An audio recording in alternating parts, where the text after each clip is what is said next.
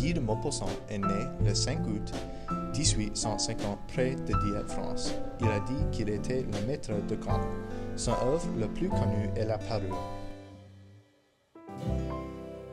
que nous vous présentons. Elle était une de ces jolies et charmantes filles, nées, comme par une erreur de destin, dans une famille d'employés. Elle n'avait pas de dot, pas d'espérance, aucun moyen d'être connue, comprise, aimée, épousée par un homme riche et distingué. Cependant, elle a senti comme si elle a épousé sous elle, car avec les femmes, il n'y a ni caste ni ronde, et beauté, grâce et charme agissent au lieu de la naissance ou de la famille. Madame Loisel ne pouvait pas se permettre les goûts extravagants, et ainsi elle était simple et maussade, malgré sa misère. Destinée à la grandeur, la vue de sa maison insultait et tourmentait son orgueil.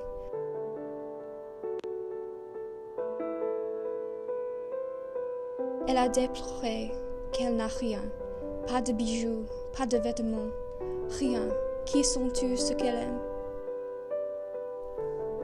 Une nuit, son mari est venu à la maison avec enthousiasme et a distribué une enveloppe, une invitation à une fête de son patron riche. Au lieu du plaisir qu'il espérait qu'elle aurait, elle a lancé l'invitation partie depuis elle n'avait rien apporté de somptueux. Elle a commencé à pleurer d'apitoiement sur soi-même, qui a le cœur brisé. Son mari lui donnait un cadeau.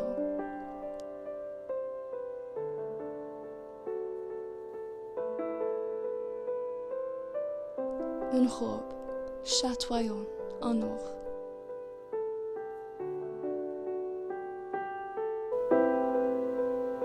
Le jour de la fête s'approchait et Madame Loisel est devenue plus anxieuse à l'idée.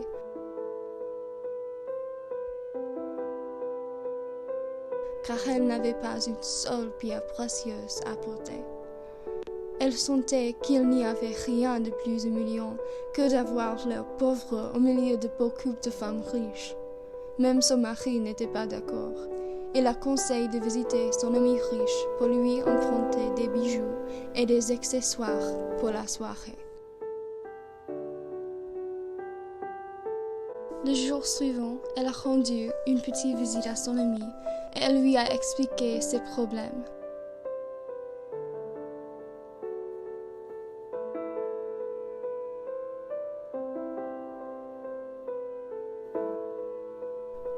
Madame Forestier lui a offert des somptueux bijoux, dont chacun Madame Loisel a essayé, mais elle était insatisfaite. En cherchant le meilleur bijou, elle a trouvé un boîtier en satin avec un superbe collier de diamants.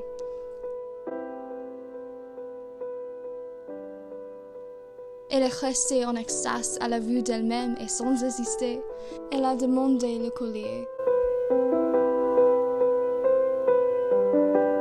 Le jour de la fête est arrivé.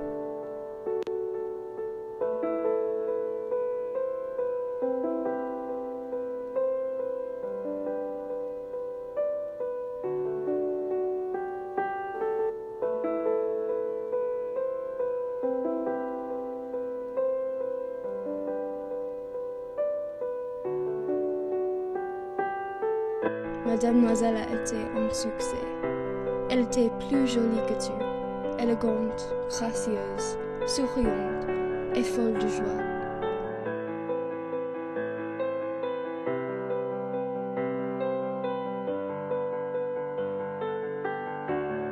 Tous les hommes la regardaient, demandaient son nom, cherchaient à être présentés. Elle a marché avec ivresse, avec emportement, grisée par le plaisir, ne pensant plus à rien, dans le triomphe de sa beauté, dans la gloire de son succès, dans une sorte de nuage de bonheur, fait de tous ses hommages, de toutes ses admirations.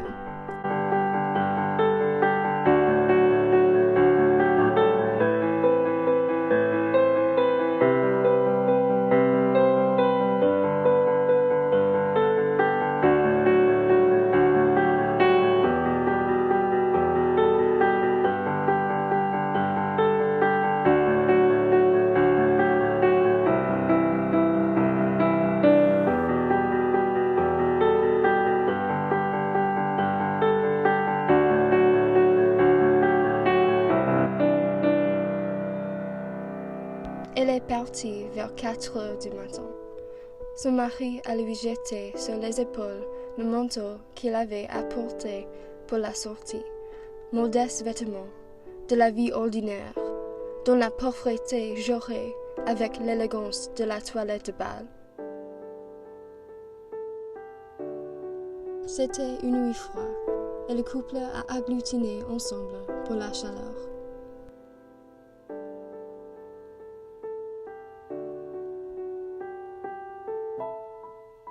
Quand elle a attrapé son cou, il n'y avait pas le collier. La peur est venue dans les yeux de mademoiselle. Avec inquiétude, la femme est tombée dans les bras de son mari et pleurait pour le reste de la nuit.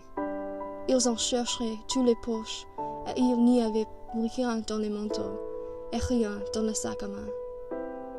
Ils ont retracé leur pas avec la desperation de trouver la trousseur magnifique. Dans le choc, elle est restée à la maison pendant que son mari cherchait le collier dans toute la ville.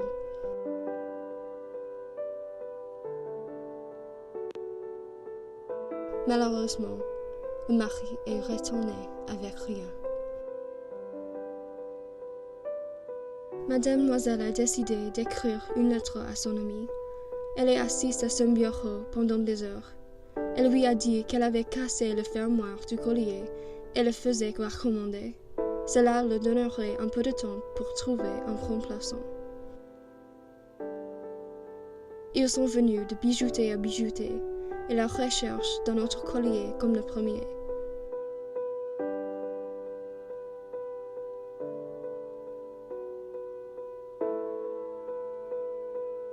Mais à la fin de la semaine, ils avaient perdu tout espoir.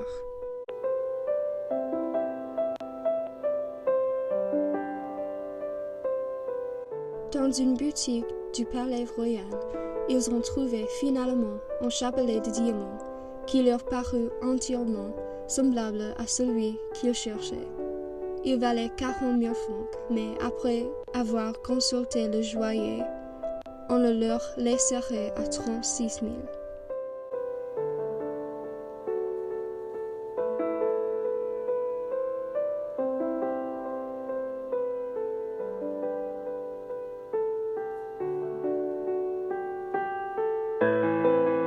Loisel a emprunté l'argent à beaucoup de ressources.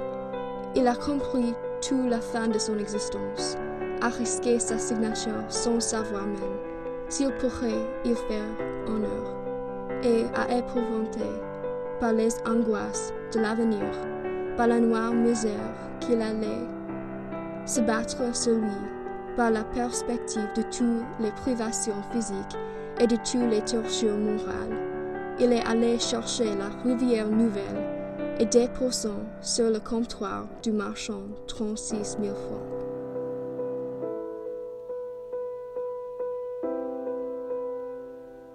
Quand mademoiselle a reporté la parure à madame Forestier avec un ton glacial, elle a exprimé sa frustration que son collier ne lui a pas été rendu plus tôt.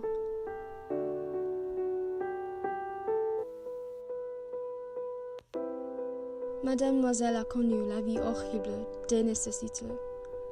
Elle a pris son parti, d'ailleurs, tout en couple, héroïquement. Il fallait payer cette dette incroyable, donc elle payerait. Elle a connu les gros travaux du ménage, les odieux besognes de la cuisine. Elle a lavé la vaisselle, où sont les ongles roses sur les poteries grasses, et cette vie a duré 10 ans. Au bout de 10 ans, ils avaient tout restitué, tout. Parfois, lorsque son mari était au bureau, elle s'asseyait auprès de la fenêtre et elle songeait à cette soirée d'autrefois.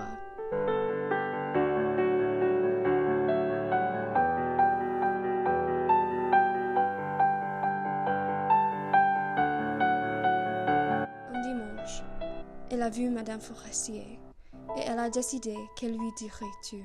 Bonjour, Jeanne. Mais madame, je ne sais, vous devez vous tromper.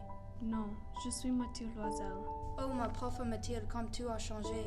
Oui, j'ai eu des jours bien durs depuis que je ne t'ai vu, et bien des misères et cela est cause de toi. De moi, comment ça? Tu te rappelles bien cette rivière de diamants que tu m'as prêtée pour aller à la fête du ministère? Ouais, eh bien? Eh bien, je l'ai perdue. Comment, puisque tu me l'as rapporté? Je t'en ai rapporté une autre tout pareil. Et voilà, disons que nous le payons. Tu comprends que ça n'était pas aisé pour nous, qui n'avions rien. Enfin, c'est fini et je suis rudement content. Tu dis que tu as acheté une rivière de diamants pour remplacer la mienne? Oui, tu ne t'en étais pas aperçu une. Elle était bien pareille. Oh, mon pauvre Mathilde, mais la mienne était fausse. Elle valait au plus 500 francs.